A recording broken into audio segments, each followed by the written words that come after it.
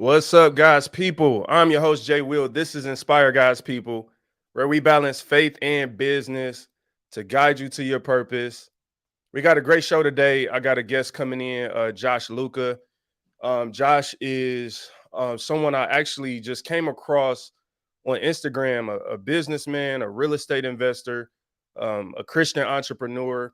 I believe he has some really unique things to say as it relates to balancing faith and business and talking about business from a godly perspective.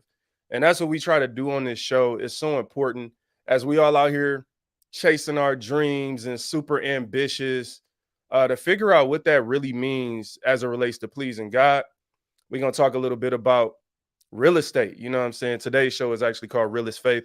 You know, what can I say? Y'all know I got bars. So EsFaith. That was off the top of the head too. So what else can I say? Look, it's been a great week. I was traveling last week. I'll be traveling again coming up soon. Been a busy year. I'm excited to get into these interviews. Shout out to everybody that's been listening to the show, whether it be Apple Podcasts or YouTube or Facebook or however you rocking with us. We appreciate you. But enough about that. We about to talk to Josh, so y'all know what it is.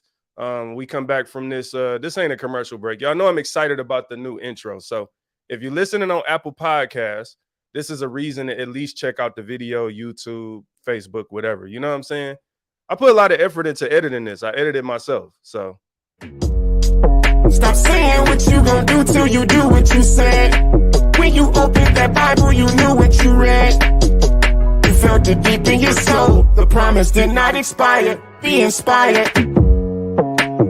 I can see beyond the tears you cry and the pain you feel. I saw every hill you had to climb just to make it here. When you say you ain't afraid to die, is it faith or fear? Yo, God's people. We are back with Josh Louka. What's up, Josh? How you feeling today, bro? What's up, brother? I'm doing good, man. I'm loving that video. That's hard. Thanks, man. Appreciate it. So, ladies and gentlemen, we got let me give you the proper introduction. You know what I'm saying? Josh Louka is what we got: a Christ follower, a real estate investor, Christian entrepreneur. And Josh, I was, lurking on your Instagram page, man, at Josh Louka. And I saw that it said over 1 billion in mortgage funded. That's right. Yeah. That's pretty dope. We definitely got to talk about that. And under 4 years also. Oh. And under 4. Okay, so we gonna have to we definitely got to dig into that. Look, Josh, I appreciate you jumping in. What I'm excited to talk to you about is, like I was telling you off air, man, this show is all about balance and faith in business. And I feel like we live in a world where there's like definitely this urge and this desire for success. Like we see it everywhere. I tend to value people like yourself who seem to have a godly outlook on that. So can you just talk, like, let's jump in right there. Just like how you view the world today, and like, how do you balance faith and business and success and those type of things? Yeah, great question, man. And so I grew up in a Christian family, so I always knew about God, but I didn't always know God. And I was pretty much chasing money my entire life. And I was making money, so I had a job. I was selling timeshare. And that was probably like my mid-20s, early to mid-20s. I bounced back, from doing real estate to selling timeshare. And I was in a position where I was making good money. I was making 6 figures a year. But because of the requirements in timeshare of how to sell, some of the sales tactics, I just felt like I couldn't have a relationship with God and sell timeshare at the same time. So I was forced to make a decision. And do I continue pursuing my dream of making money, or do I surrender, this part of my life, this desire, to God? I decided to get out of the timeshare industry. I prayed. God led me to the mortgage industry. And within a couple of years, I made my annual salary in a month in the mortgage industry. So 6 figures in a month, because you said you was making 6 figures. So we talking about 6 figures in 1 month. Yeah, man, it was crazy. I went from I had a little dream board, a vision board, and on that vision board was 100K in a year. And never in my wildest dreams did I ever imagine God would allow me the opportunity to make that in a single month. But it was a true testament to just his provision. You know what I mean? It was 100% his provision. His hand was all over it. Are you one of those people, because you talk about the vision board? Yeah. Are you one of those people that find value in that? Like, do you feel like the fact that you actually put that on the board, that you want to make, 6 figures in a year, did that somehow impact, do you think that's worth doing for people out there? And what are your thoughts on vision boards in particular? Yeah, good question. I honestly don't think that that's the reason that I got to that point, because I wrote it down on a vision board. I feel like it adds to the story, because it's cool that I wrote that down, and, it ended up, God, blew that up. But, I think it's important to know what your goals are, to know what like the direction that you want to head in. I think it's important to be very, very specific with your goal, down to the molecular level. I think the more you can visualize it, the more that you can kind of like reverse engineer it, the better chance that you are of getting there. But I don't, whether it's on a board or in a notebook, I don't think it really makes too much of a difference. Okay. Yeah. So basically, like, the value though is, like, I like that. The value is in seeing it first. So there is value, like, whether you writing it down, whether you whatever you do, however you do it, you want to see it first. So I got this thing I'm always telling people, and shout out to everybody in the comments. First of all, Michelle, I see you. What's up? Looking for some real estate tips. What's up, Pops? What up? What up? We out here. Johnny Way, how you doing, man? Thank y'all for tuning in. We with Josh Louka right now, talking about really just balancing faith and business, but in particular, a little bit about real estate and reaching goals. And so, Josh, what I was going to say is, like, I have this thing where I tell people, think of the person you want to be in 5 years. Yep. Like, really sit and think about that. Envision it. Like, how you dress, how you talk, like everything. And then spend the next 5 years trying to do that. Like, trying to become that person. So I like the idea, what you said about, like, envisioning first. There was something, I think you posted this on Facebook like yesterday. This was so cold to me. You referenced this, something that came from church, inspired by the word at church. You talked about belief versus faith. Yeah. Can you kick it with us a little bit about belief versus faith and what that means to you? Yeah. So belief versus faith. I think belief is when it comes to believing something, I think I can believe something in my mind and not believe it in my heart. I think the biggest difference between belief and faith is a belief is a mental acceptance, and faith is when it moves from your head to your heart. So I can believe that God exists. Just like in that post, I said, I can believe that an airplane exists and can fly, but faith is actually putting trust in that mechanism. So it's the same with God. I can believe in God, but until I'm in the plane, until I'm in Christ, I'm putting action to that belief. That's when it becomes faith. All right. Okay. Oh, go ahead. Sorry, I didn't mean to cut you off. No, I just said faith is stepping out. Faith is stepping out. All right. So let's bring that back to, we talked about this idea of, like, you had this, you had dreamed and had on your vision board to make $100,000 in a year. Yeah. You find yourself in a situation where you made $100,000 in a month. Yeah. Can you talk to us about, like, when you got into real estate, where was that applied, that belief versus faith? Because it's like, to me, you have to believe it to put it on a vision board. That's like, okay, I believe that I can do this or whatever it may be. But faith is like the work that you, like, the actionable steps you put in to actually get there. So can you just break it down to people, like, talk a little bit about how does somebody go from having that on their vision board, saying in a year, and then, like, making that in a month? And I'm just really trying to make it practical for people out there that's listening.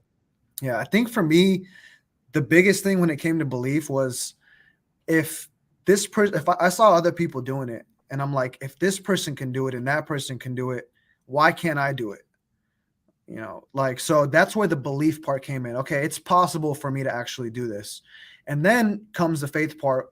And the faith part is not just one step, in my opinion. The faith part is a continual action, because I had faith, but I tried a lot of different ways to get there and failed for about 10 years. You know what I mean? And tried this, didn't work. Tried that, didn't work. Tried that, didn't work. So the faith comes in where it's like, okay, even though I tried and I failed and I tried and I failed, I'm not going to give up. I'm going to continue moving forward. I'm going to continue having faith and taking action, because I believe that I can accomplish this.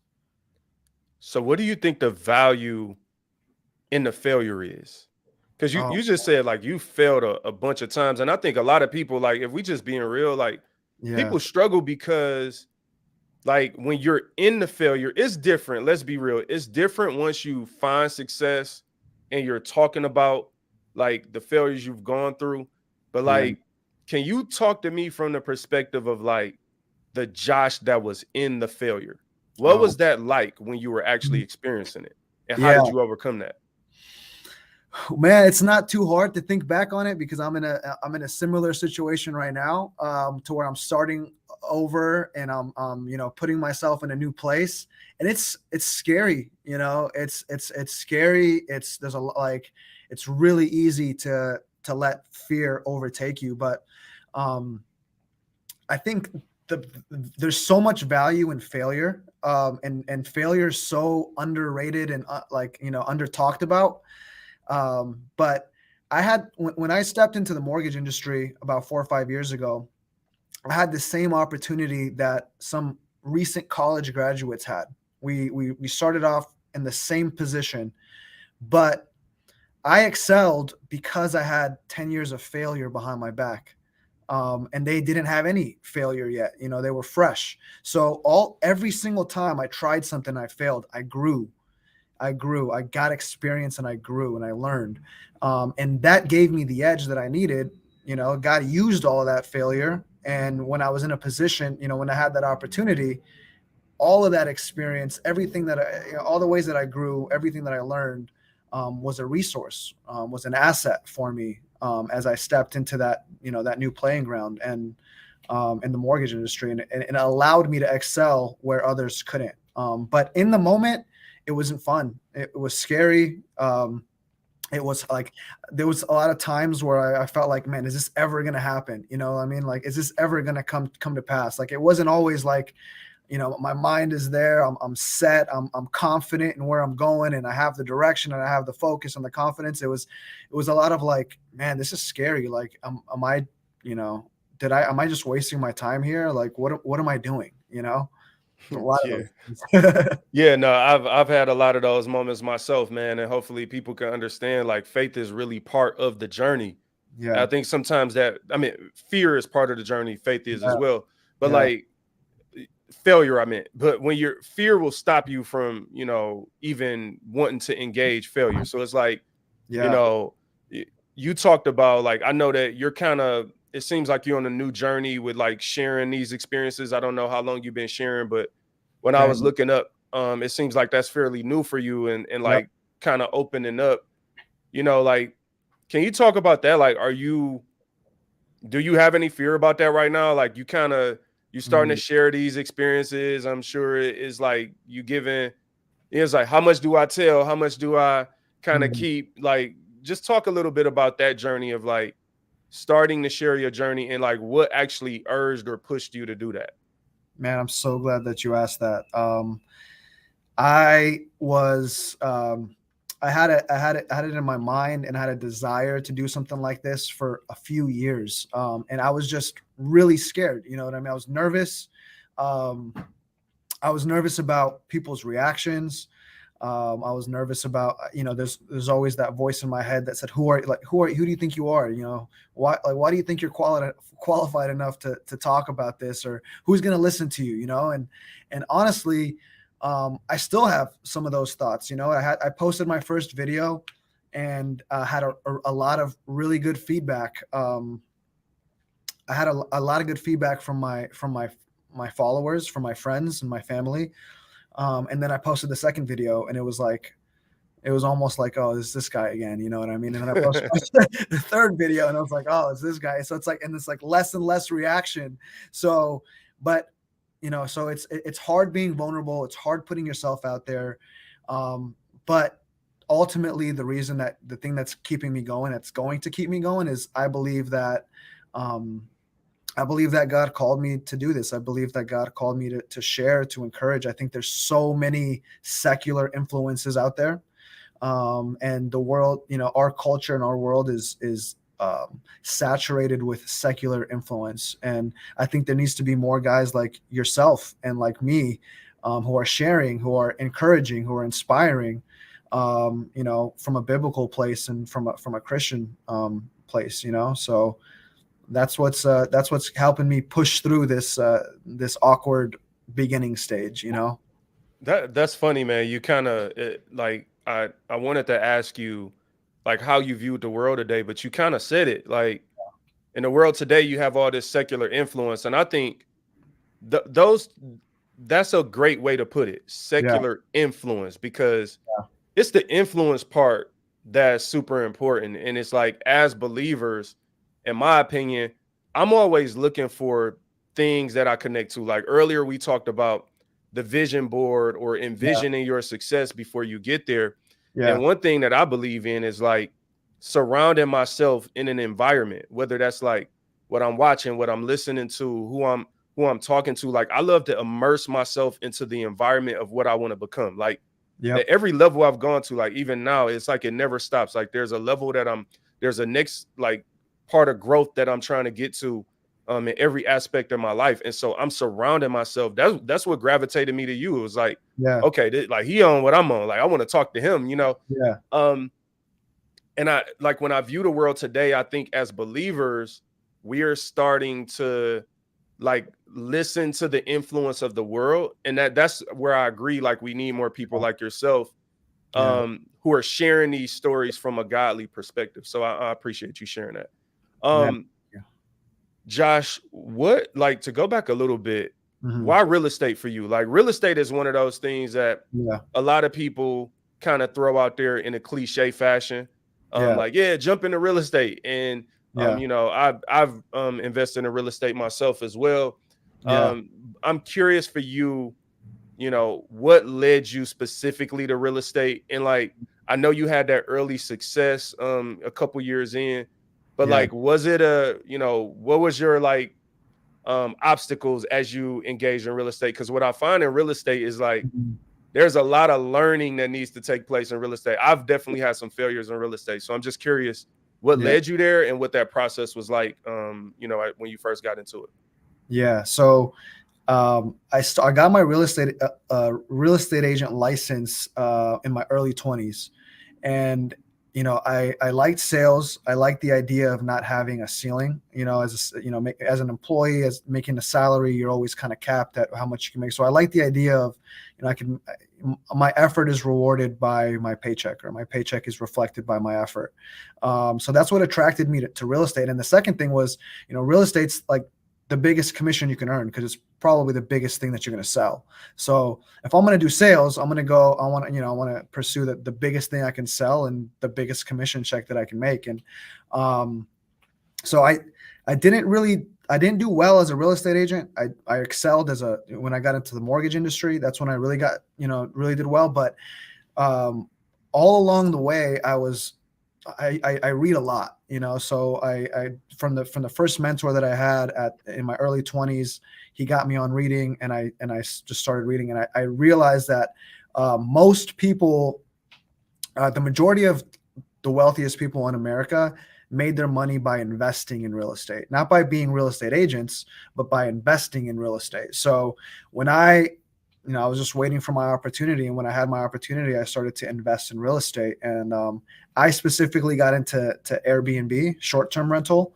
So I started investing into and turning my properties into Airbnb rentals and looking for specific areas that did that well. So, you know, I maximize my cash flow that way versus short-term rental. But some of the obstacles, I would say, you know, some of the obstacles in starting Is that what you're asking? Kind of like starting the my real Yeah, estate? just like you're learning. So it sounds like, for Yeah, instance, like you talk about going from being an agent yeah, to getting in mortgage banking to investing, just in general. Like, because I'll give an example to ask the question.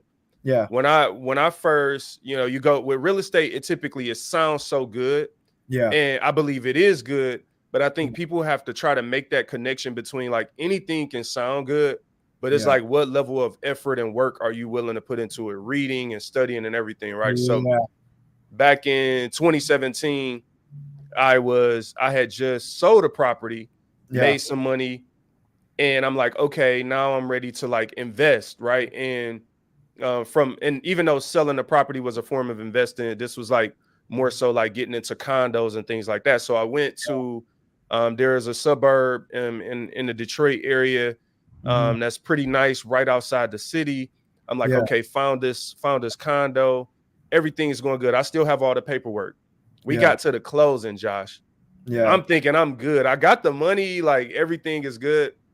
yeah, We get to the closing, and because there was something with, like, there was basically too many renters versus owners in the building, so they ended up at the closing table yeah, wanting like 4 or 5 thousand. I don't know the number, don't let me lie, but they yeah, wanted a few more $1,000. And basically I was already going kind of all in with that property at the top of my budget.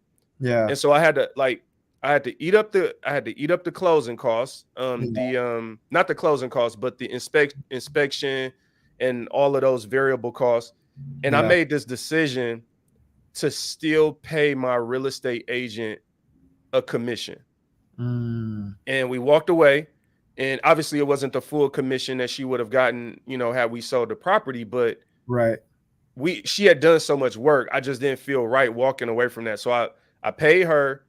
mm, That was a loss. Inspection was a loss. We don't get the property.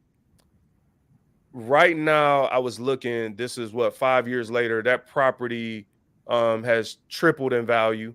mm, So again, for me, that was a gut wrenching learning experience of, like, all right, dang, like, I'm yeah, thinking you at the closing table and thinking you got a property, yeah, not getting it, losing the money. But then since then, like with that real estate agent, we've done a couple more deals. And yeah, that, like, so like for me, it's like all part of the process. So that's yeah, I'm asking, I guess I gave an example to ask the question for you. Like, do you have any examples like that of, like, where yeah, you got involved in something in it and the deal fell through, or you just had a learning experience to help you later? yeah. So, not personally when it came to me buying real estate, um, you know, first of all, I want to commend you because that's as believers, like that's leading with faith, right? You paid her that commission, even though you guys didn't close on the property. Like I feel like that's something that Jesus would do. You know what I mean? And showing For love in sure. that way. So and as you said, it paid off, right? Because that solidified your relationship with the agent, and you guys did more deals together. So um, that's awesome, man. I love that you Thank you. did that. Thank you. Yeah, I love that you did that. So I think when I got into purchasing the first property I purchased, it was kind of crazy. The property was already in escrow, and I went and saw the property. The agent said, "Hey, there's already an offer on this, but if you want, you can go into second position." So I just remember being at the house and praying and asking God. I said, "God, if you want me to have this property, make it clear. Let me know." A few days later, I get a call from the agent, and she said, "Hey, that offer is off the table. They backed out. Are you still interested?" I was like, Wow. "Yeah, I am." So let's do it. And honestly, every single opportunity that I've gotten since then has kind of been like that. It's been like I'm praying, like, "Hey, God, I have some money saved up. I want to buy another property. Lead the way. You know what I mean? Open a door." And it's just kind of been that trend where the opportunity comes up. I remember one guy wanted to sell one of his properties. It was close to that property that I bought. I have a few properties in Tennessee, in Knoxville. So he told me he wants to sell his property. This is when the market was good. Rates were like 2.5%, 3%. I said, "Hey, you know what? I'll give you 20 grand above appraised value, because that's, it was hard to find good properties back then. He said, cool, I'll sell you the house. Let me just find a replacement. So I waited a few months, hit the guy up. He's like, oh, I still haven't found anything yet. I'll let you know.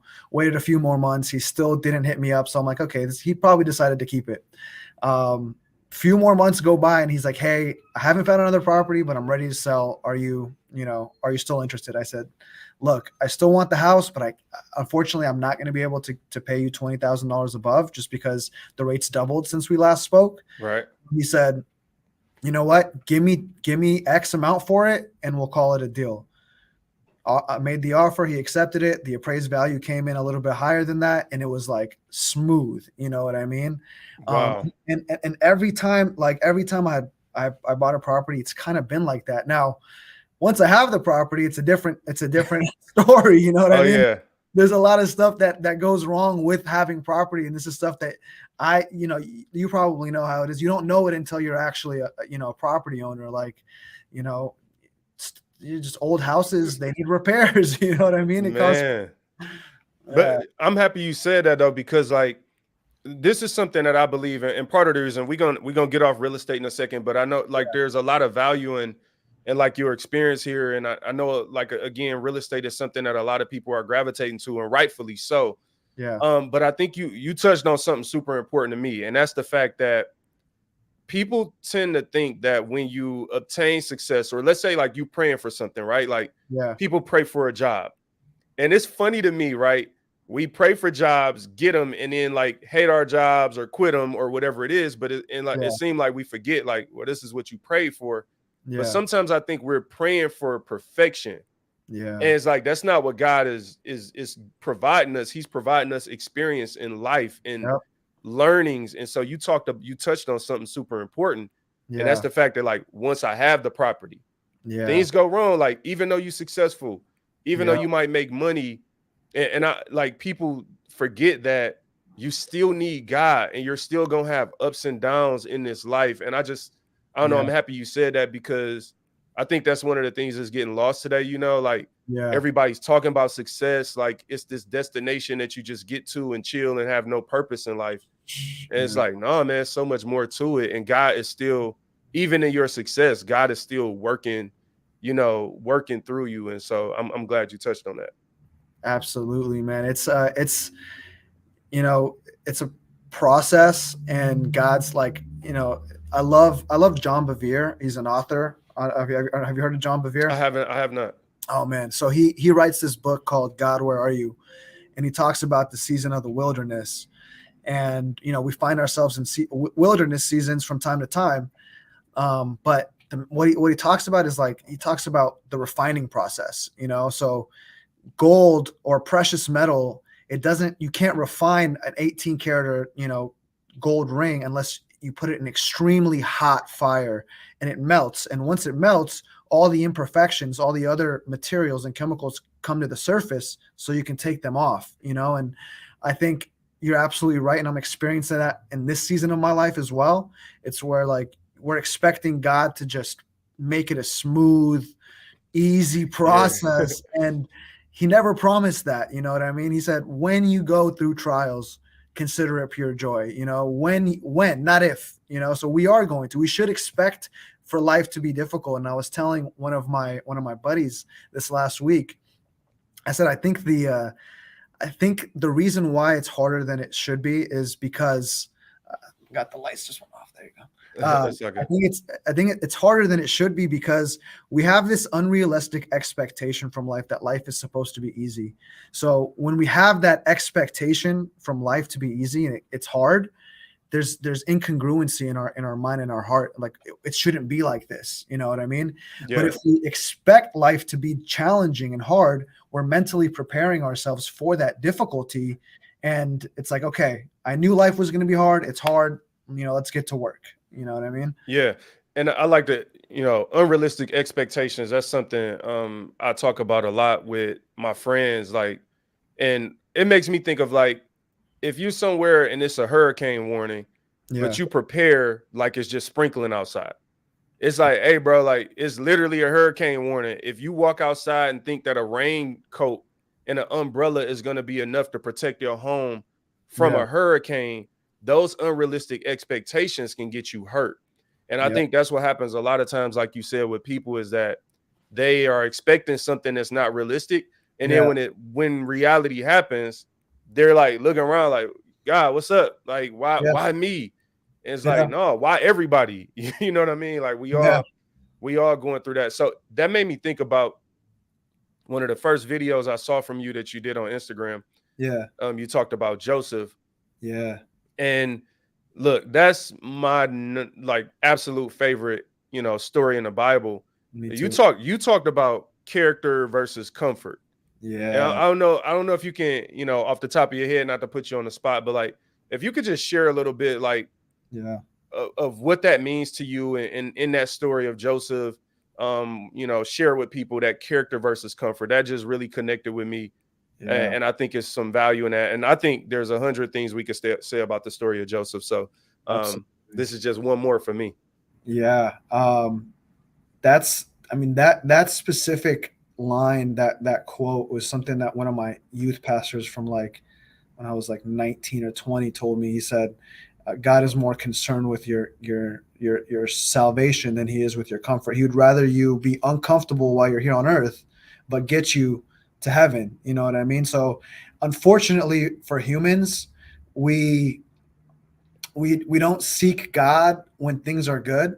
It's when we get to a place of rock bottom that we're like looking for, that lifeline. So I think God in his infinite wisdom is more concerned with our salvation and our character, because our character isn't only developed for our time here on earth. Like God is going to use us in eternity, right? So there's going to be like there's going to be more responsibility, like the story of the talents, right? The guy who had 5 talents here on earth, God is going to multiply that and give him 10 talents, and that's more responsibility that he's getting, in heaven. So for me, it was like, and it's like so easy to forget it when you're in a good time, and it's, times come like, all right, now that's a tough time, right? Like the real estate market, I don't know if you've seen the rates. The real estate market is crazy, and it's so easy to be like,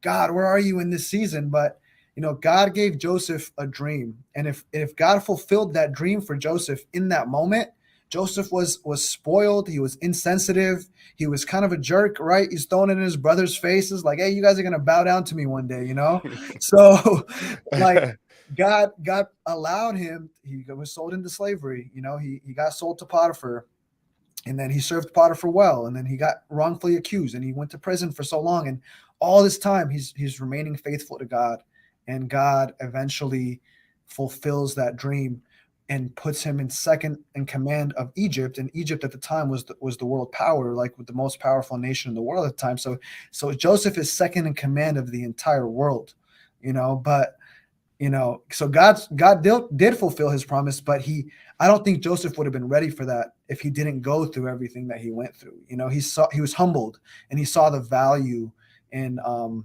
trusting God and not being a jerk like he was before going through trials. And that's big what you're saying right there. So like for a lot of us, we want to hurry up and get, to whatever we praying for. Yeah. And whatever we hoping for. We want it like tomorrow. Like give me that right now. Yeah. But the crazy thing about it, as you just said, is like everything that you go through humbles you. It prepares you. Yeah. You get more wisdom along the way. And so a lot of times we are mad at God or losing faith because something is taking a long time. But really what's happening is it's like, no, like there's some lessons. So you skipping, it's like skipping school. Some of us skipping school and skipping the lessons that God wants us to get because it didn't happen in the timing that we thought. Look, I've prayed for things. I'm praying for things right now that have taken 15 years and haven't happened yet, right? Yeah. And I'm going to be honest with you. The one thing that keeps me in faith is the Bible because of what you just said about Joseph, right? There's like at least a 15 to 20 year gap between the dream and the manifestation. David was anointed, at 15 years old, didn't become the king until after 30. Moses never even saw the promised land. Like there are so many instances in the Bible where people had to go through a process. And I don't know how we missed that. You know what I'm saying? Like, I Yeah, really don't know how we missed that. I But that's know. what keeps me going even now. So I'm happy you shared that. Absolutely. Yeah. Um, Go ahead. No, Were you gonna say something? I was just saying that like every time it's like almost in every situation where someone was blessed or someone God gave someone a huge responsibility, like all the people that you mentioned, there's always this season of the wilderness that they went through, right? So for Moses, it was 40 years in the wilderness before, he got to Egypt, and then like you said, he didn't even enter the promised land. Abraham was promised a child, and when he was almost 100 years old before he got that child, you know what I mean? And then when he got the child, God's like, I want you to sacrifice him. And it's like Take them on the mountain. exactly every single time um someone does something great, it's always after a season of, and like Israel went through the same thing, right? When they were delivered from Egypt, right? So they were in the, oh, here's what I was going to say. Like you were talking about, like we're trying to skip levels, and that part was that part hit me, because it's like I always tell one of my boys, like, God's not going to let you go on to the next level until you learn this one. Like you don't just skip levels. Like, God's not going to like Israel didn't learn the lesson. They were supposed to be in the wilderness for a year, but because they didn't learn the lesson, they kept wandering for 40 years. And they still didn't enter the promised land. That whole generation died, and it was their children that ended up entering the promised land. We don't talk about that, man. Yeah. Like they were complainers. Like, if we just being real, like that was Yeah. a complaining generation. And so Yeah. that's again one of the other things that inspire me of like, yo, you might as well keep going and keep having faith and learning what you learn, because you just you either delaying it or denying it. So like by not going through the level, you're either making it take longer, right? Yeah. Or like the children of Israel, it's like guys like, all right, you ain't even gonna see it. Like you don't Yeah. even get to go to the next level. And it's like for me, man, I'm like, I don't want to be like that. I look at Ruth and how she stayed with Naomi, and you talked about mentors and like, Yeah. I think again that influence, we need that godly influence in our lives, and to be able to talk about these things not from like a dogmatic perspective, or like not from a perspective of like shunning success, right? That's why I like people like you, because it's like, you can deal with the nuance and the layers of Mhm. having success, but wanting, like, how do I make sure I'm pleasing God? Can you talk about a little bit, Josh? Yeah. And I don't know your complete background, right? Yeah. So I don't know really where you come from and how different that is, like where you are. And what I mean is like, I Yeah. don't know if where your level of success is like, oh, all my parents was this level of success. It's like, if you know people that's a doctor and the whole family a doctor, it's like, Mhm. oh, it's nothing if the whole family a doctor. But if you're Yeah. the only doctor in your family, that's a big deal. Right. But can you talk a little bit about, like, for your journey, like, was success comfortable for you? Or were there any challenges in success and like how to be successful? Because I've learned in life, like, nobody really teaches you what to do when you get there. Man, you're asking some great questions, bro. Honestly, because for me, growing up, first of all, my parents weren't successful. They immigrated to this country, and we were doing okay. We were getting by, but we were barely getting by. So, and I wasn't mentored on success. I didn't know. I wasn't taught anything about credit. I wasn't taught anything about investing. I wasn't taught anything about anything. Like I wasn't even given any direction. Like here's what you should do. Um, so for me, and especially the type of Christianity that I grew up in, it was like very. So my parents are from Egypt. So Egypt being a Muslim country, the culture itself is influenced by Islam. So even the Christians that come from Egypt, there's still this Islamic undertone to it. And what I mean by that is it's just very, very legalistic. So I grew up thinking that God didn't want me to be successful. In order to be a Christian, you had to be humble and poor, and God wanted you to be a missionary or a pastor. And because those are the only Christians that I saw were poor Christians. I had never met a rich Christian or a wealthy or successful Christian before. Man, Yeah. man. So yeah, so it was really hard for me to even get past that idea that I can be successful, because you always hear like money is the root of all evil, right? So we shouldn't want money, right? Like Yep. that, like that's how I interpreted it as growing up. It's like you shouldn't want money. But like now, like from this perspective, I'm like, man, how much this is an interesting part. God didn't bless me until he knew that he could trust me with money.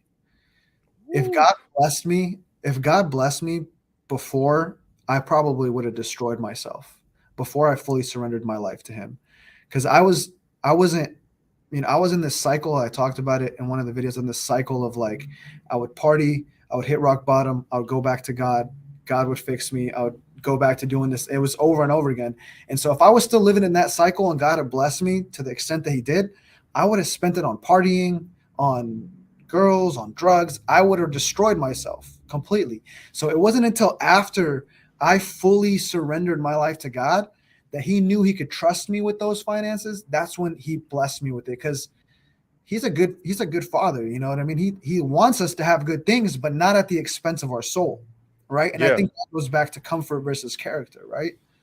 Yeah. Look, Josh, I mean, you said a couple of great things right there, man. Like, number one, like that whole point about poor Christians. Like, Yeah, and it's funny. This is what I love. Like, I'm going in a whole different direction here, so excuse yeah, me. But like, this is what I love about. I have this term that I use on this show and been using the last couple of years, being united by faith. yeah, And I'm just taking this as an opportunity just to say, like, the reason that I'm so passionate yeah, about being united by faith is because, and you don't have to comment on this. This is just me going left field for a second. So, yeah, um, I feel like the world wants us divided so much on these like superficial things. Like the enemy wants to use race to divide us, wants to use politics to divide us. yeah, And so many people are buying into it. And what ends up happening is like we all come from these different communities around the world. And like we think our experiences are the only experiences in the world. And the right. reason I love the faith, the Christian faith, and when you talk about what Jesus did in the New Testament under the new covenant, it Yeah, was like bringing all people from all nations. Even like, Jesus even said like to go, the great commission to go and make more disciples amongst all nations. And so this idea, when I hear you talk about your experience like with parents being immigrants from Egypt, and your experience with what I would look at as a version of maybe a poverty in a sense, like me being from the inner city of Detroit.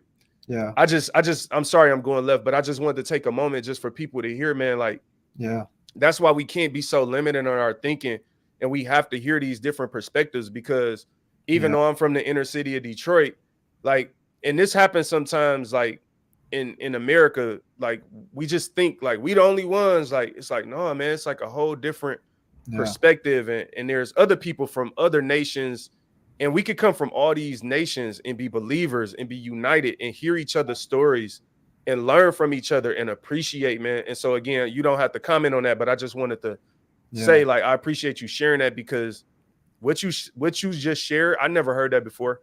I don't know nobody else who parents are immigrants from Egypt and gave that perspective, but it was that important. So yeah. this idea of never seeing Christianity through the lens of success, that was an amazing point. So thank you for sharing that. I do want to just say one thing when it comes to like this, like the culture stuff, and I think it's something that I learned in the journey of like considering who to marry, right? Because from our culture, it was like our parents want us to marry someone from the same culture. I think it's similar for a lot of like different ethnicities, but I learned this later on, like, and I'm not married or anything like that, but my Okay. perspective shifted, where it's like my culture as a believer is God's culture. Like I'm no longer under the umbrella or the limitations or the exclusivity of the Egyptian or the Arabic culture. Like once I surrender my life to Christ, my everything, my culture, my language, I'm a Christian. I'm under that culture. So that takes precedent and takes priority over the cultural importances, right? And that's what Jesus came to do, right? When Jesus came as a man, he broke the Jewish traditions, right? And he showed how the Jewish traditions were limiting people, and God didn't want to limit people. So I think it's the same. Like now, I think what would help, like this culture, this race stuff, and all these, is if all believers united, like you said, in faith, and understood, like, before I'm Egyptian, before you're white, before you're black, before you're Asian, you're a Christian. That takes precedent over anything else, and we need Could to lead with that. couldn't agree more, man. I did a Jen said God's culture. I appreciate everybody that's commenting. I see y'all, much love. Yeah. I did a episode with Kim Cash Tate. She wrote a book some years ago called I think the book was called More Christian Than African American. The episode is entitled More Christian Than Black. But like, we did that episode in the height of, like, I think it was 2020, 2021. So you can imagine what was going on in the world. Yeah. And I couldn't agree with you more, man. Like, that we need to, like, we talk about God being our father. Yeah. It's like, well, what do that mean? Like, me and my brother got the same father. We family. Like, what? Like, we say we believers, but then we don't treat each other like family. We're segregated in our faith. And I'm just a person that believes, like, at the same time, there is nuance to life. Like, so this is a big thing with me, Josh, is like, I accept the nuance of life. Like you just talked about, hey, the reality is your parents, your family might want you to marry within culture. The reality is, even if you decide to marry outside of your culture, there may be some things that you have to work through to be comfortable with that. It doesn't just mean that, like, we turn a switch and life is just perfectly fine. It means that we're willing to work through the details together to get to where God wants us. So yeah, I think that's a really dope perspective. Thank All right, you. so I want to there's this quote, man. This quote you gave. This is your quote. The person who loves to walk will walk a lot further than the person who loves the destination. I don't know if that's you or not, but I got it off your Facebook page. No, I stole that from someone. I don't know who that. I don't know who it is. But I stole it. Can you talk about what it means to you, though? Like, I'm a person that loves quotes. I literally love quotes. I make up my own quotes all the time. But what does that mean to you? The person who loves to walk will walk a lot further than the person who loves the destination. Yeah. So I think the person who loves the destination is always looking forward to getting to that destination. So they're not enjoying the process, and B, if the process takes longer than they're expecting, then they're not. It's so, for in my life, it was all about, if I can go back 10, 15 years, I would tell myself, like, hey, you're going to get there. Just enjoy the process, because it took me 10 to 12 years to get there. I'm not saying I've arrived by any means, but, like, to get to a place of stability, me being stressed out and anxious about it did not make the process any shorter. Like, it didn't save me any time being stressed out and anxious all the time, but it made it like I lost out on enjoying those years. Like, I could have went through that process with a lot more peace, and not being so uptight the whole time. But so I think the person who loves to walk is the person who accepts that, like, it's a process and it's a journey. And you're only going to be in this day, in this place, in this season once in your life with these people. You don't know how long this is going to last. So enjoy it. And the destination is inevitable. Like, if you work at something long enough, and if you walk in a direction long enough, it's inevitable for you to reach the other side or the destination.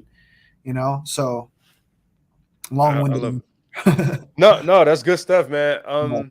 What would you say, Josh, to, like, that Christian out here, right? We talked about the success you've had in real estate, and reaching some of your goals, and even the fact that you're still on a process today.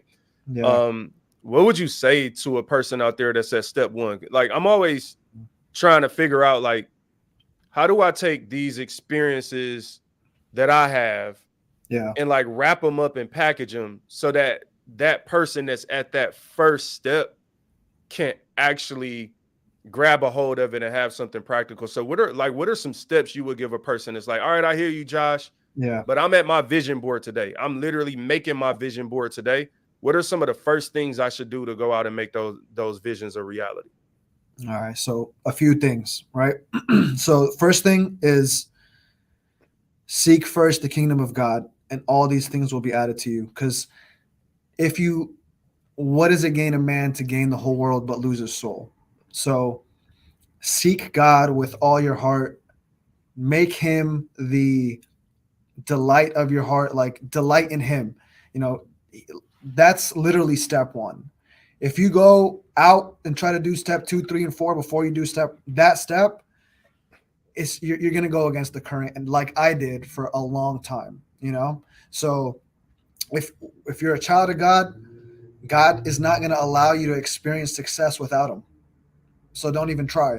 If you're not a child of God, even if you do experience success, it's not going to be satisfying. It's not going to satisfy your soul. You're still going to want more, and you're still going to wonder, why am I not happy? So step 1, seek God, seek first the kingdom of heaven, and everything shall be added to you. Step 2, get a mentor.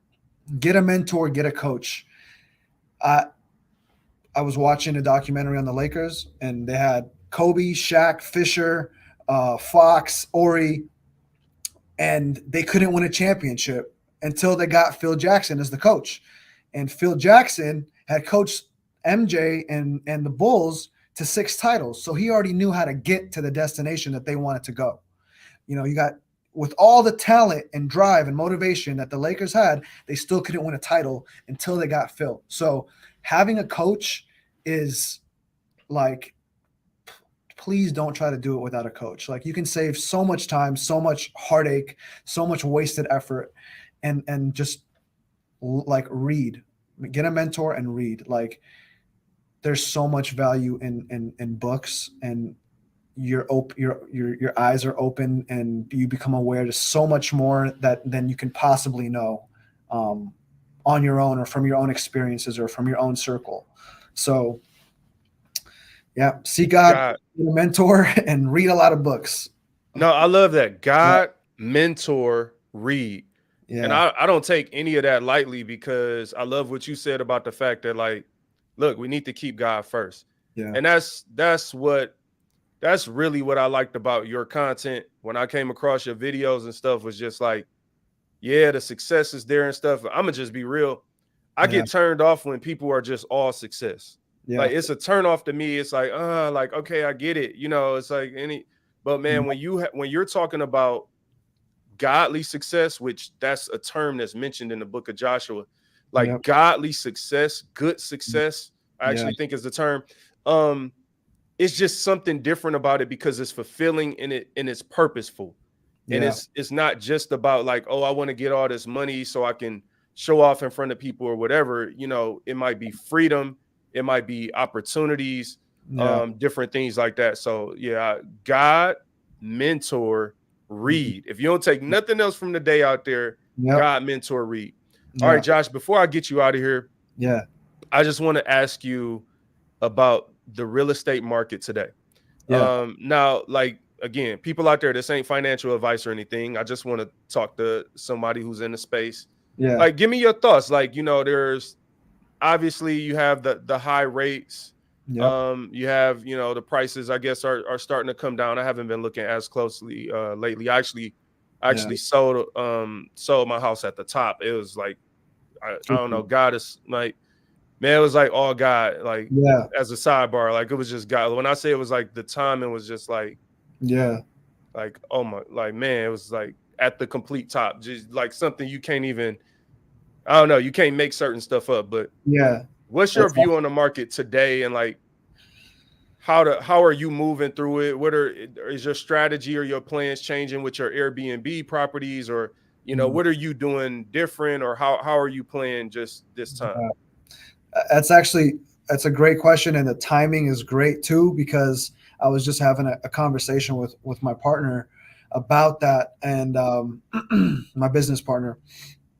So I mean, besides just the real estate market, the economy in general is just in a really, I mean, the writing's on the wall. If we haven't felt it yet, you're going to feel it soon. Like, there's a recession and it's coming. So what I'm doing is I'm being super conservative. Like, I'm looking for backup plans. So with my Airbnb properties, I'm looking at the potential of, if it slows down, can I get a long-term tenant in there?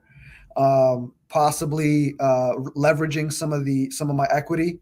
There's HELOCs and there's second mortgages that you could try to leverage some of your equity. And what my brother was telling me earlier, my business partner, was, don't wait until you're in the place where you need the money to get it, because it won't be available then. Right now, if you have an opportunity, if you think you're going to need some money and you're going to need some loans, get it now while it's available, because when it really hits the fan, it's not going to be available. So I'm cutting down on my expenses. Anything that's unnecessary, I'm cutting it out. I'm trying to really downgrade my lifestyle and weather the storm. That's all. It's all. That's all we can ask for right now in this market, is let's weather the storm. We'll worry about getting rich and getting successful after the storm passes. No, look, the reason I love that advice, man, is, and this is something I learned, Josh, and I don't know how it is for you, is like, look, I come from the inner city of Detroit, and I've worked at a Fortune 50 organization for 16 years now, and kind of climbed my way through the organization. And by no means am I acting like I'm at the top of a Fortune 50 organization. Trust me, I'm not. I've just traveled. I've just climbed my corporate ladder from where I was and got to at least a decent place. Awesome. One of the things I've learned, the reason I brought that up, was because I have this opportunity to live in two worlds. Yeah. And there's a lot of value in it. And then sometimes it challenges me, because on one world that I'm in, there's all these successful people, way more successful than me, make way more money than me. Like, I learned a lot just from being in that environment of being like one of thousands of people at a major organization, that even though I might be doing okay, there's always somebody that's like, oh, this person is their title is crazy and their salary is crazy. But then like at the same time, I got a lot of family friends that are still from the environment where I grew up in. And I get to hear how they think through it. And my point with it is this: one thing that I've learned is that the successful people have a strategy based on the season they're successful people are very aware of what's happening now. And people who have a poverty mind, right? Like, I'm talking about your thinking, because you can have money and still have a poverty mind. People who have a poverty mind, they seem to lack awareness. Like, I promise you, there are people right now that I know, friends, family, whatever. They don't know anything about the recession. They doing the same stuff. 2019, 2020, stimulus, no stimulus. They're doing the same thing. So I don't know if you experienced that at all, or if like your environment just represents kind of like one demographic or a type of people. But I think what you said is really good advice for people out there. And my point with that long, drawn out explanation is, for the listeners, have a plan, have a strategy, and be aware. Because I'm with you, Josh. Like, I'm just strategically moving through and like preparing for. Like, right now, my plan is a 2 to 3 year plan. It's like I'm not trying. The moves I'm making now, they're not about like, something tomorrow. It's like you said, like, no, it's a rough ride. We are in a recession or close to it, however you want to define it. So I mean, going back to Joseph, right? He knew there was going to be a famine, and he prepared for it, right? Because, so he saved up for seven good years, so that way we could be prepared for the 7 years of famine. So, if you haven't already started preparing, start now. Cut down on anything that's unnecessary. That's what I'm doing. Like, get rid of it. If you don't need it, get rid of it.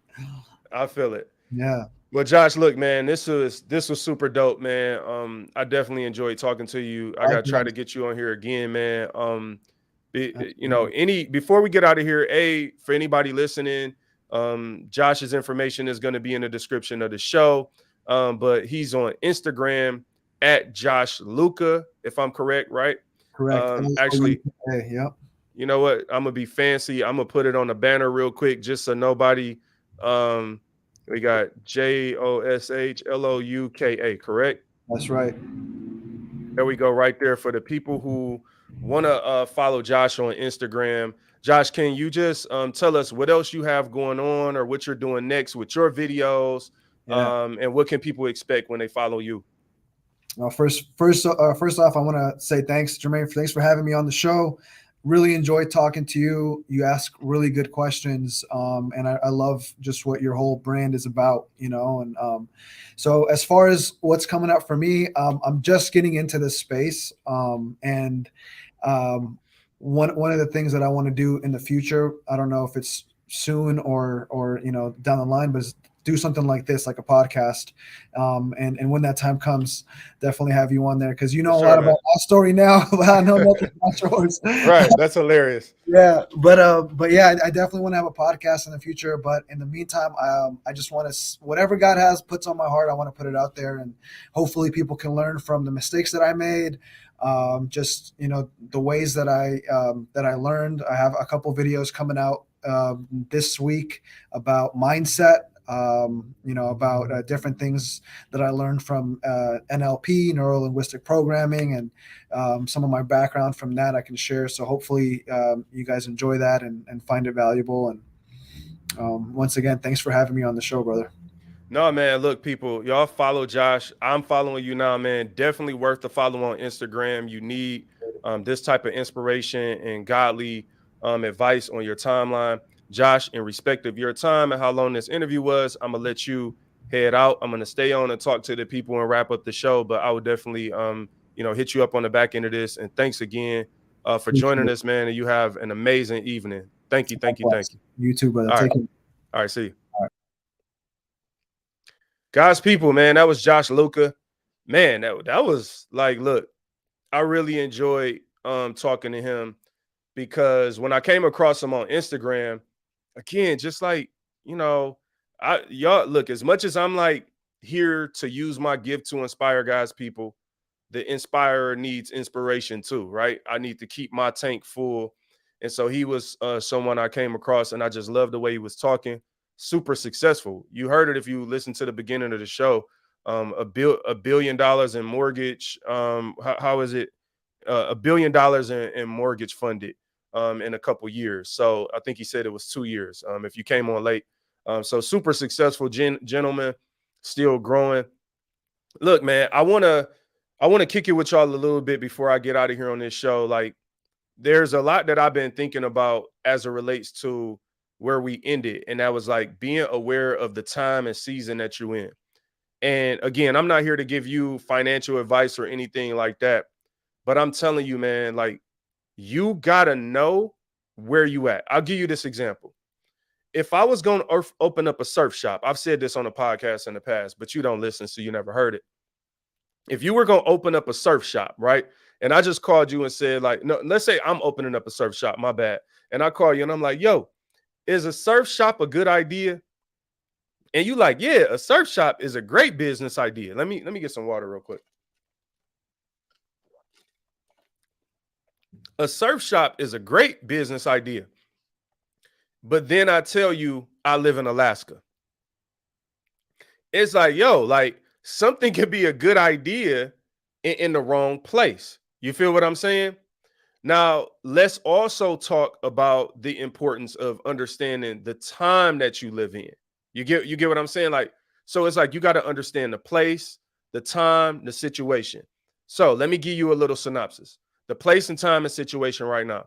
Right now, the economy is like, it is like ready to just explode. Like, there have already been crazy things happening from the macroeconomic perspective. You see the interest rates rising. The Feds have continued to do that. Maybe they'll start pivoting here soon. I don't know. But the key word is uncertainty. And what's my point with that? Now ain't the time for you to go get the Gucci bag. Now ain't the time for you to go spend all your money on the Balenciaga sock shoes. Now is not the time. I know that Christmas is coming up, and I know how we like to do, those of us who come from poverty. We find our value in giving people gifts. Now, I'm not saying gifts can't be your, what they call it, a love language. I hate that term, but we're going to use it today. Gifts could be your love language, genuinely speaking. But I know this about broke people. You feel me, Tanya? Like, and thank you for everybody that was commenting. I didn't want to interrupt his interview to be, responding to y'all, but y'all know how I do it. Like, broke people love to show how much we love you by giving you something. And then we get mad if somebody don't buy you something. And it's like, well, my family, people know, like, and they probably hate me for it, but it's like, I'll send out a message in a minute, like, yo, I'm not about to, I can't do it.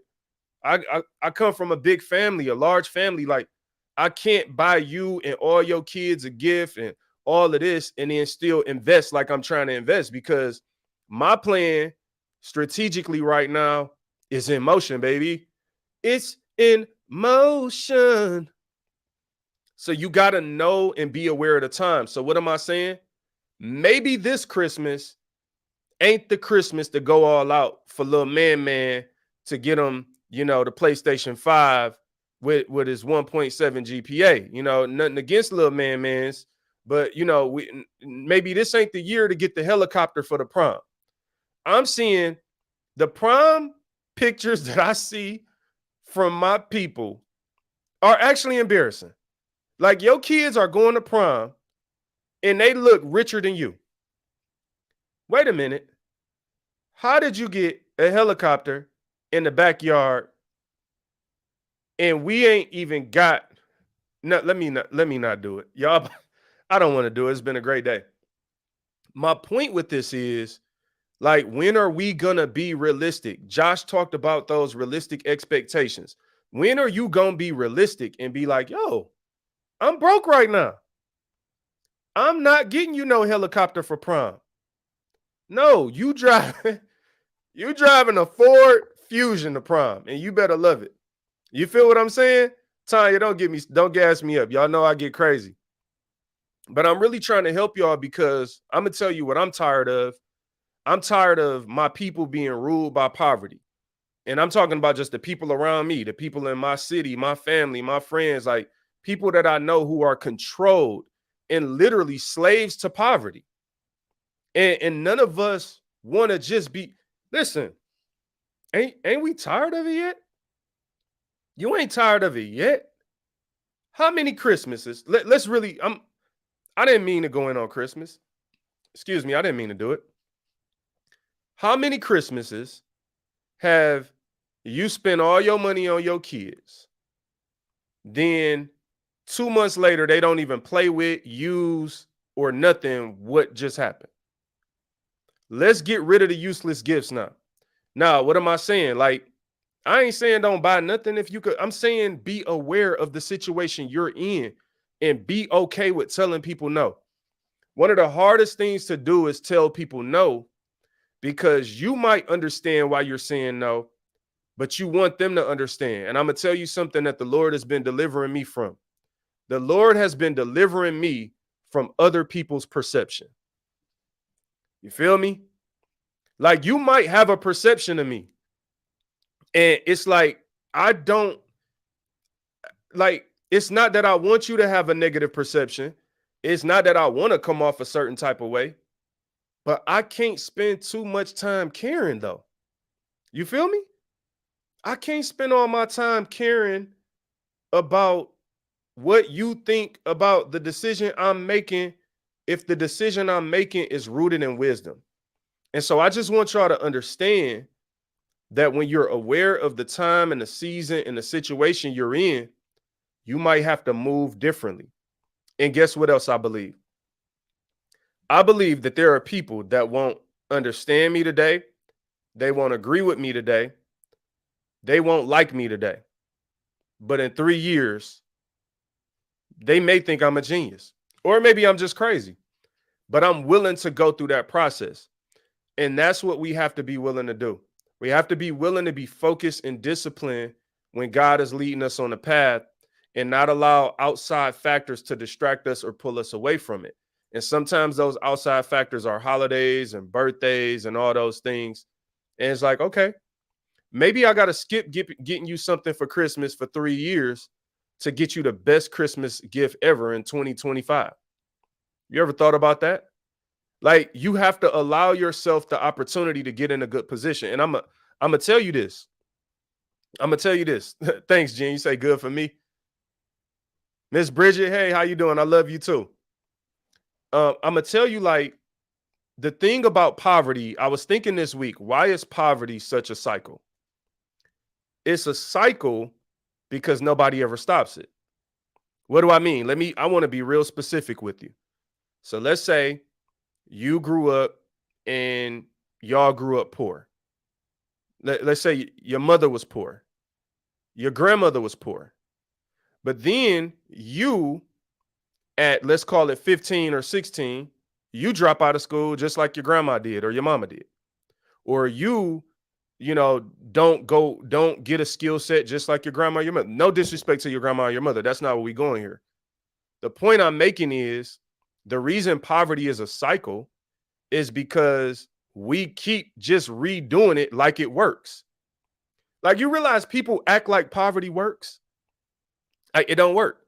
Spending all your money on Christmas. I've seen people do it for at least 20 years. I've seen people spend all their money on Christmas.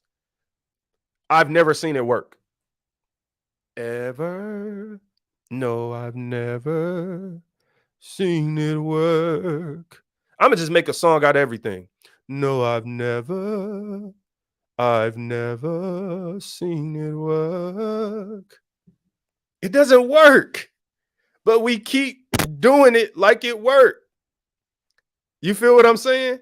And so I'm challenging you out there listening today to be a leader this holiday season and to be willing, if you need to hold back, to give yourself the freedom to say no, to give yourself the opportunity. You feel me, Jen? I'm making a song out of everything. To say no. And then to plan and strategize. So now I want to talk a little bit about that planning and strategizing and what that specifically looks like. You might say, well, usually, let's say if you have $1,000 right now, let's just go off of that. You sitting on $1,000 right now. You say I sound like I was in White Christmas? Well, I don't know that. Is it a Black Christmas, Jen? I'm joking. Never. I'm about to go watch a Hallmark movie after this because that's what I sound like. That's basically what you're saying. I sound like I'm in a Hallmark Christmas movie. If you got $1,000 right now and you like, well, what do I do? So let's play these scenarios. Let's play out two scenarios.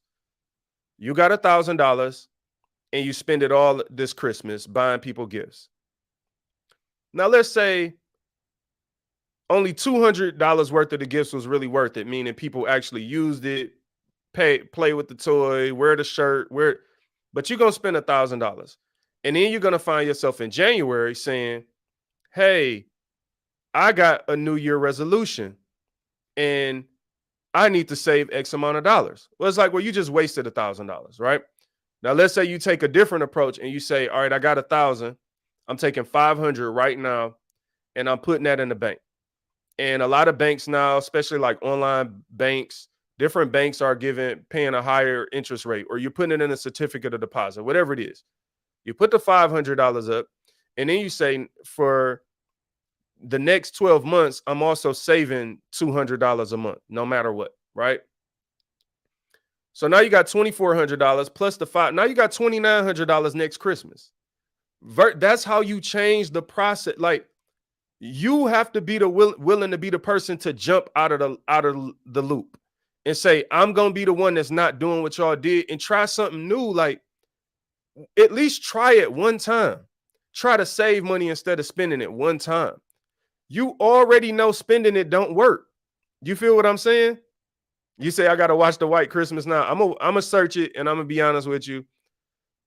If it looked like I judge movie, first of all, it's hard for me to watch a movie more than 3 years old unless it's like just an amazing movie. Like, once movies don't look HD and 4K, I be like, these are like very much first world problems. I'm not willing to watch a movie that ain't in like 4K right now. I'm embarrassed to say it.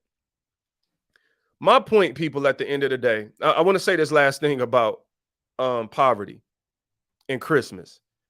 It amazes me how people who've been broke all year, like let's say this person ain't had money all year, finds a way to have money on Christmas just to go broke again. How did it happen? How did you do? How did it happen? Did you spend it all too? How do you go from being broke to mustering up money just to go broke? But you didn't have no money when it was time to save. You didn't have no money when it was time to invest. You didn't have no money when it was time to do anything important. But you found a way to get money to be broke again. I don't get it, Tanya. Jen, please tag me in the clip. White Christmas. I'm going to let y'all know if I watched it or if I skip over it too. It's an amazing thing. All right, last thing and I'm out of here. I tell people all the time, growing up broke, living check to check is a superpower. Poverty isn't all bad. There's a lot of good things you can learn from poverty.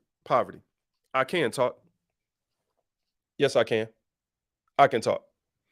There's a lot of good things you can learn from poverty. The problem with most of us is we just don't learn them. We just keep doing the same thing again and again.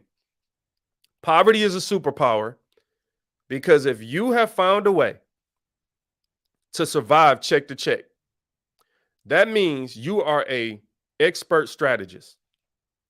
You're literally an expert strategist. You feel me, Jen? Like you know how to budget an amount of money just to make it to you're forecasting. That's what forecasting is.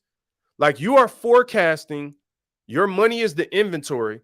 You're forecasting just enough product to last on the final day before the new shipment of products arrive. You need to be working in supply chain and logistics because you are literally an expert in forecasting. That's a superpower. Use it to your advantage. If I'm so used to being broke and living check to check, then now what if I took that approach and instead of spending all my money, and that's the reason that I'm broke, I'm giving y'all, this is right here. This is bonus. This is like bonus podcast. I'm giving y'all something. This is actually cold, what I'm about to say. Instead of being broke because you spent all your money, because you got this superpower that you can survive check to check and it don't hurt you, it don't kill you, why not go broke because you invested or saved all your money? Why are we not willing to be broke because we say, like, I literally just solved poverty right now. Like, I solved poverty in America. It's okay. Okay, let's say, all right, so being broke, it ain't even a bad thing. Like, you know what I'm saying? Like, who got me that cup? I got it myself, Jen. I actually made that. I got it custom made and ordered it. I can't even tell you where I ordered it from. I just gave y'all, like, are y'all hearing what I'm saying? Being broke ain't a big deal. Okay, you used to being broke. All right, we good with that. I'm broke. I'm good.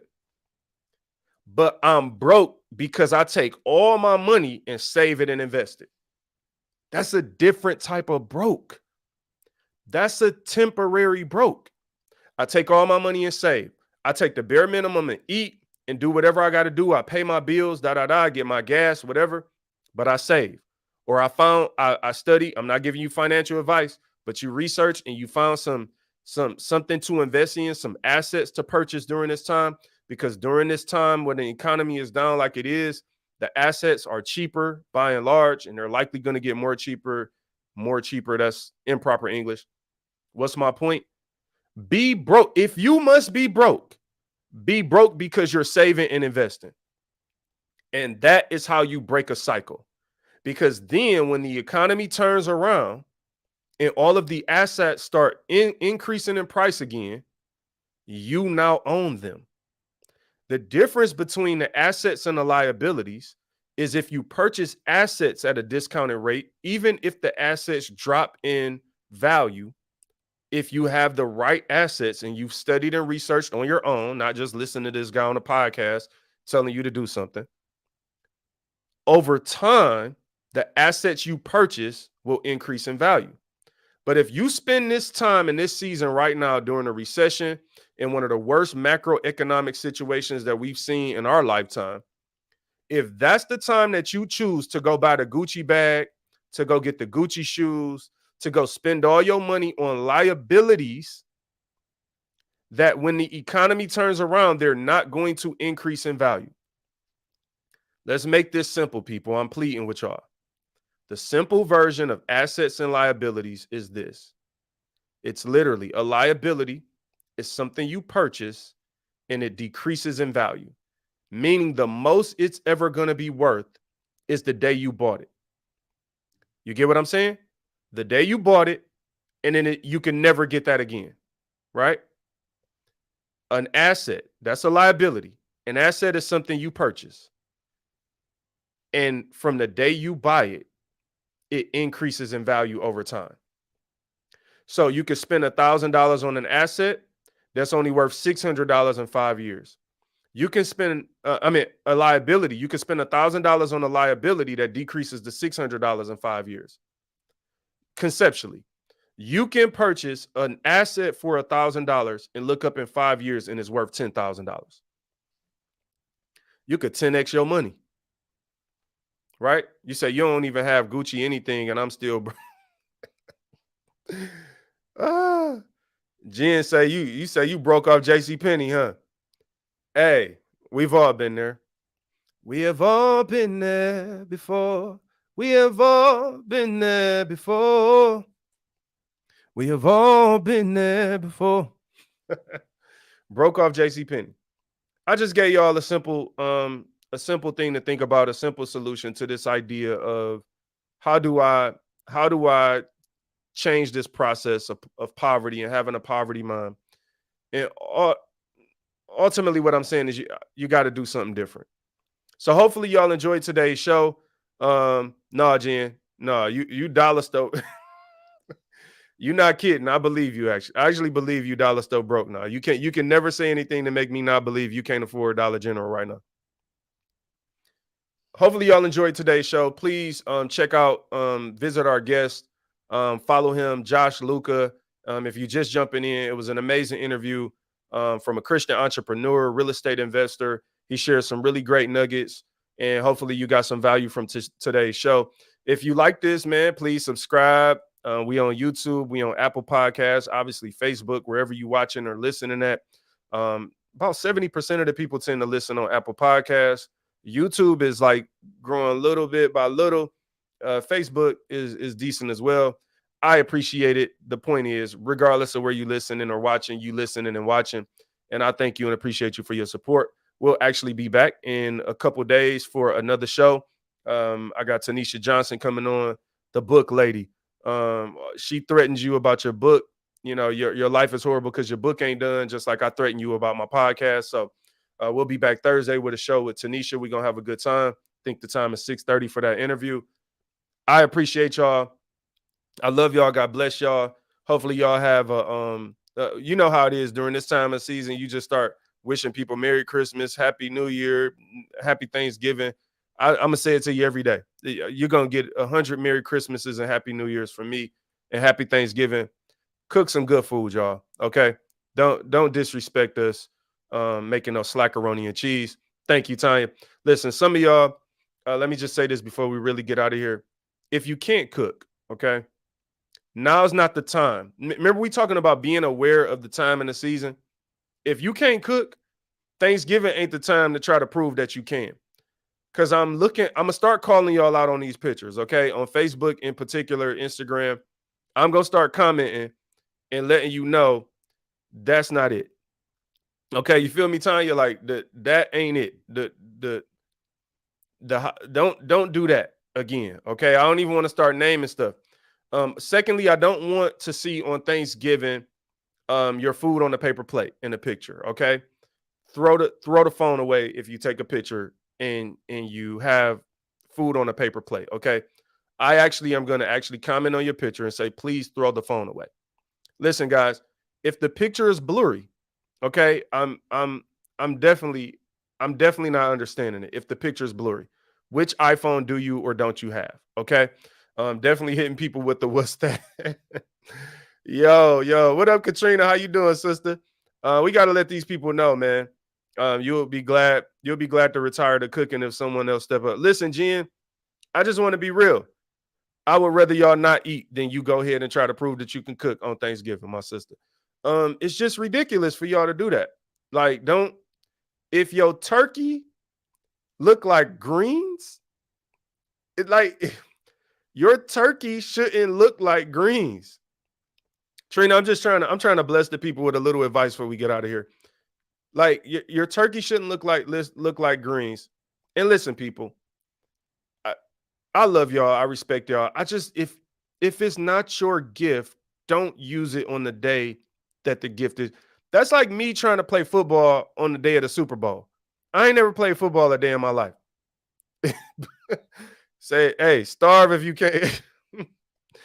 I'd rather you starve, man. I'd rather y'all not eat if you can't cook on Thanksgiving. I'm obviously joking, people. If you can't take a joke, you probably won't like me. But y'all eat the nasty food, take the ugly pictures. I'ma like them and keep it moving. But if you were listen, and I want to say this too. When you go to the family event, don't ask out loud who made this. It's disrespectful. Y'all got to stop doing this, dog. Like y'all be out here like, who made this all loud? And it's like, well, let's say you like, who made the greens? And they like, Jermaine made it. And then you walk past the greens. It's a level of disrespect that takes place during Thanksgiving that I don't see being taking place no other time of year. Okay. And I really also, lastly, I need y'all to stop. Okay. Stop putting pumpkins in everything. Okay. It's sweet potato pie. A pumpkin is something you sit outside on your porch for Thanksgiving, people. That's what a pumpkin is for. A pumpkin doesn't belong in a pie. Why would you make a pie out of the same thing that you carved the devil's evil face in and sit it on your porch? I don't even want that. I don't know what y'all love of pumpkins really is.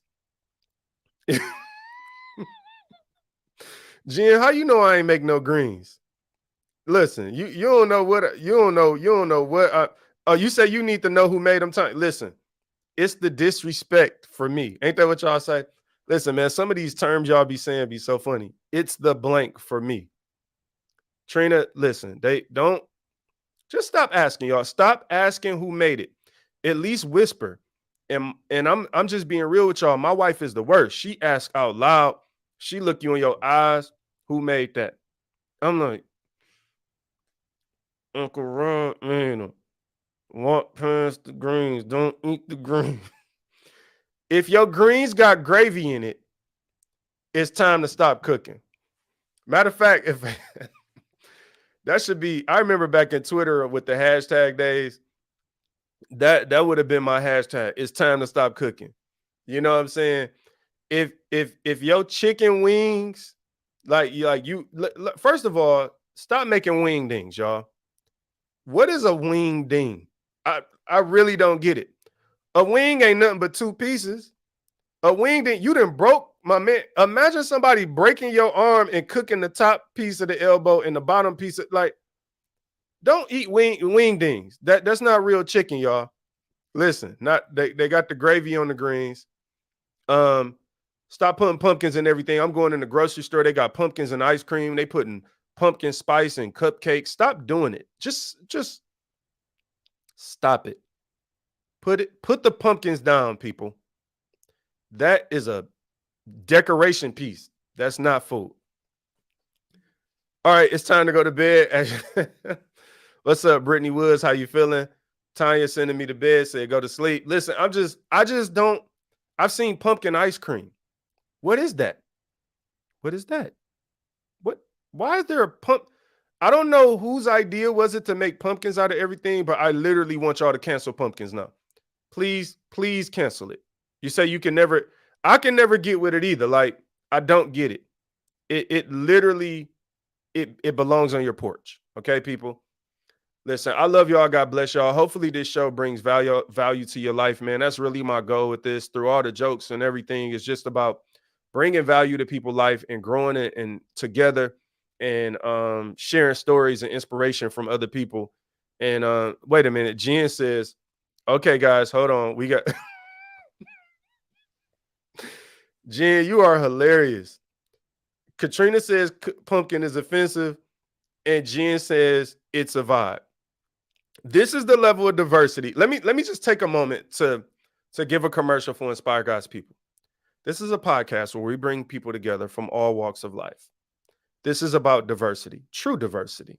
Not this fake stuff you're seeing in politics today where they want to present diversity while they're also canceling and excluding people, other folks that don't agree with them. This is true diversity, where me, as a pumpkin hater, I can have someone listening to my show, openly commenting, and I'm not blocking them as they're talking about pumpkins. This is what you get from Inspire God's People, the podcast. When will you share this show? When will you tell others to listen? When will you join the movement of being united by faith in Christ Jesus? We're believers. We're Christians. I don't care that you eat a nasty pumpkin off the porch. I'm not here to judge you because you spent all of your rent and mortgage money on Christmas for your child who has a 1.7 GPA because they wanted a PlayStation. Because you want to give them the life you never had. And you never had a PlayStation. But you also never had a 1.7.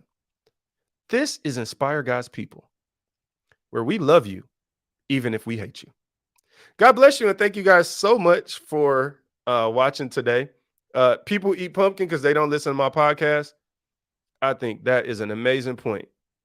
To get out of here. Stop saying what you gonna do till you do what you said. When you opened that Bible, you knew what you read. You felt it deep in your soul. The promise did not expire. Be inspired. I can see beyond the tears you cry and the pain you feel. I saw every hill you had to climb just to make